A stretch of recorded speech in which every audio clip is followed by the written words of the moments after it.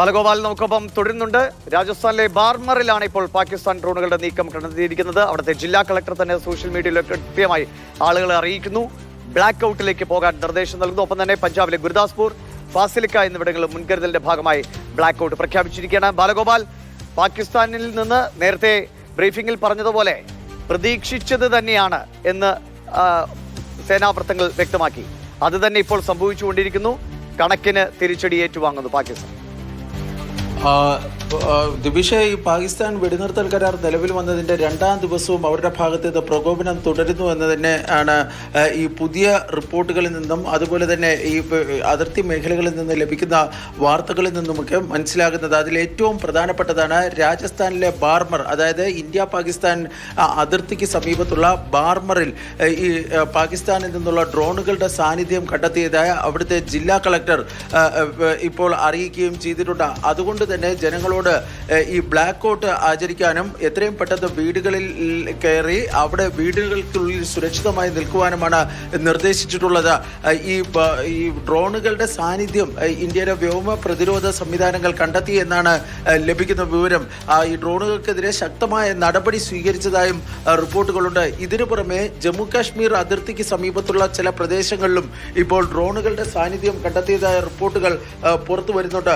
അവിടെയും ശക്തമായ നടപടി ഈ സർക്കാർ ഏജൻസികളുടെ ഭാഗത്ത് നിന്ന്, സേനാ വിഭാഗങ്ങളുടെ ഭാഗത്ത് നിന്ന് ഉണ്ടാകുമെന്നാണ് പ്രതീക്ഷിക്കപ്പെടുന്നത്. ഇതിനിടയിലാണ് പഞ്ചാബിലും രാജസ്ഥാനിലും ഉള്ള ചില മേഖലകളിൽ ഇപ്പോൾ ബ്ലാക്ക് ഔട്ട് ആചരിക്കുവാൻ വേണ്ടി, ബ്ലാക്ക് ഔട്ടിലേക്ക് കടക്കുവാൻ വേണ്ടി ഉള്ള നിർദ്ദേശം വന്നിരിക്കുന്നത്.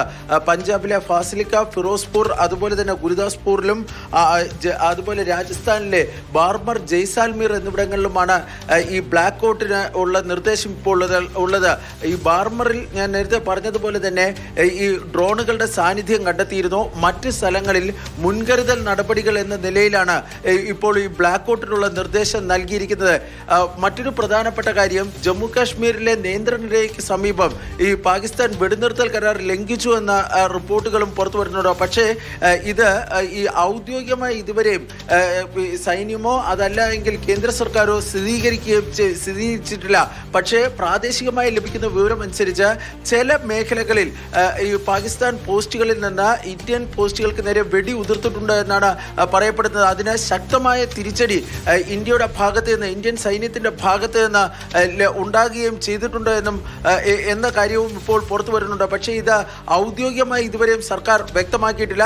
ഏതായാലും പാകിസ്ഥാന്റെ ഭാഗത്ത് നിന്ന് ഉള്ള പ്രകോപനം, വെടിനിർത്തൽ കരാർ നിലവിൽ വന്നതിന് ശേഷം അത് അംഗീകരിക്കുന്നു എന്ന് പറഞ്ഞതിന് ശേഷം തുടർച്ചയായി 2ാം ദിവസവും തുടരുന്നു എന്നതിൻ്റെ സൂചനകളാണ് ഇപ്പോൾ പുറത്തു വരുന്നത്. ബാലഗോപാൽ, ഇത് പ്രതീക്ഷിച്ചത് തന്നെയാണെന്ന് അറിയാം. പക്ഷേ എത്ര കാലമായി ഒരു കരാറിനോടും ഒരു പ്രതിബദ്ധതയും കാണിക്കാത്ത, അല്ലെങ്കിൽ രാജ്യത്തിൻ്റെ ലോകത്തിന് മുന്നിൽ ഒരു രാജ്യം നാണക്കേടിലേക്ക് കടക്കുമെന്ന് പോലും തിരിച്ചറിയാൻ കഴിയാത്ത ഒരു സൈന്യവും സർക്കാരുമാണ്. ഇന്നലെ ഈ വെടിനിർത്തൽ കരാർ നിലവിൽ വന്ന് മണിക്കൂറുകൾക്കകം, 5 മണിക്ക് കരാർ നിലവിൽ വരുന്നത്, 7 മണിയാകുമ്പോഴേക്കും വീണ്ടും ഡ്രോണുകൾ അയക്കുകയാണ്. അതിന് ഏത് നിലയിലാണ് മറുപടി കിട്ടിയതെന്ന് അവർക്ക് മനസ്സിലായതാണ്. ഇന്ന് നമ്മുടെ സൈന്യം വ്യക്തമാക്കിയതാണ്, ഏത് നിലയ്ക്കുള്ള ഒരു പ്രകോപനം ഉണ്ടായാലും അതിലേറെ തിരിച്ചടി എന്ന നിലയ്ക്കാണ്, ഒരു പണിഷ്മെന്റ് എന്ന നിലയിലുള്ള തിരിച്ചടി തന്നെ നൽകുമെന്നാണ് സൈന്യം വ്യക്തമാക്കിയത്. അപ്പോൾ അതേ നിലയിൽ സൈന്യം ഇന്ന് അതിന് പ്രതികരിക്കുകയും ചെയ്യും. പക്ഷേ ഇത് വല്ലാത്തൊരു, ഇന്ത്യയെ സംബന്ധിച്ച് എന്നും ഒരു തലവേദനയായി ഒരു രാജ്യം ഇങ്ങനെ നിൽക്കുക എന്നതാണ് അതിൻ്റെ ഒരു വാസ്തവം. നമ്മളെത്ര ക്ഷമിച്ചാലും മതിയാവില്ലാത്ത ഒരു സംവിധാനമായി മാറുന്നു. പോരടിക്കാൻ അല്ലെങ്കിൽ യുദ്ധം ചെയ്യാൻ തീരുമാനിച്ചാൽ അത് ലോകത്തിന്റെ നന്മയ്ക്ക് ഉതകുന്നതല്ല എന്ന മര്യാദ കൊണ്ട് നമ്മൾ പിൻവാങ്ങുന്നു.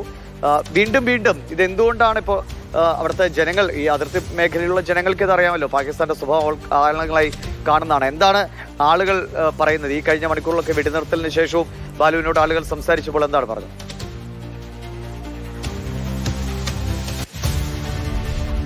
ഞാനിന്ന് ഈ അതിർത്തിയുടെ പല ഗ്രാമങ്ങളുമൊക്കെ സന്ദർശിക്കുമ്പോൾ ആൾക്കാർ പറയുന്ന പ്രധാനപ്പെട്ട ഒരു കാര്യം, ഈ പാകിസ്ഥാൻ ഈ വെടിനിർത്തൽ കരാർ എന്നൊക്കെ പറയുമെങ്കിലും പാകിസ്ഥാൻ്റെ ഒരു പാരമ്പര്യം അല്ലെങ്കിൽ അവരുടെ ഒരു പശ്ചാത്തലമൊക്കെ നോക്കിക്കഴിഞ്ഞാൽ ഇതിൽ വലിയൊരു ദീർഘകാലം, അതായത് എന്നേക്കുമായുള്ള ഒരു ശാശ്വത പരിഹാരമൊന്നും പാകിസ്ഥാനെ സംബന്ധിച്ച് ഇക്കാര്യത്തിൽ സാധിക്കില്ല എന്നാണ് അവർ പറയുന്നത്. താൽക്കാലികമായി അവർക്ക് തിരിച്ചടി ഏൽക്കുമ്പോൾ എല്ലാ കാലത്തും പാകിസ്ഥാൻ എടുക്കുന്ന ഒരു നയമാണ് ഒരു 2 അടി പിന്നോട്ട് വരിക എന്നത്.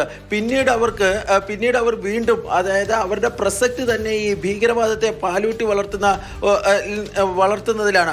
സ്വാഭാവികമായും അതുമായി ബന്ധപ്പെട്ട ഈ ഒരു ചെറിയ ഇടവേളയ്ക്ക് ശേഷം വീണ്ടും അവർ ഇത്തരം നടപടികൾ തന്നെ ചെയ്യുമെന്നാണ് ഈ ആൾക്കാരൊക്കെ പറയുന്നത്.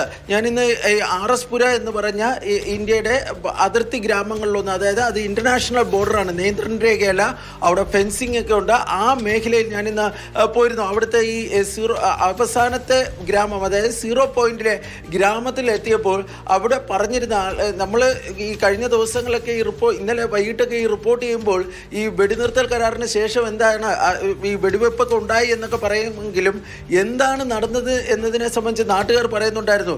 ഏതാണ്ട് 10 മണിവരെ ഇന്നലെ പാകിസ്ഥാൻ പോസ്റ്റിൽ നിന്ന് ഒരു ലക്ഷ്യവുമില്ലാതെ ഇങ്ങനെ ഇന്ത്യൻ ഗ്രാമങ്ങളിലേക്ക് അവർ വെടിവെച്ചുകൊണ്ടിരിക്കുകയായിരുന്നു. ഈ ആൾക്കാരൊക്കെ പോയി ബങ്കറിലൊക്കെയാണ് ഇരുന്നത്. 10 മണിക്ക് ശേഷമാണ് ഈ വെടിനിർത്തലിന് ഒരു കുറവ് വന്നത്. അതിനുശേഷമാണ് ആൾക്കാരൊക്കെ ഈ ബങ്കറിന് പുറത്തേക്ക് വന്നതെന്നാണ് അവർ പറഞ്ഞത്. ഈ പലരും നമ്മളോട് സംസാരിക്കുമ്പോൾ പറഞ്ഞത് പാകിസ്ഥാനെ കുടിച്ച വെള്ളത്തിൽ വിശ്വസിക്കാൻ വേണ്ടി കഴിയില്ല.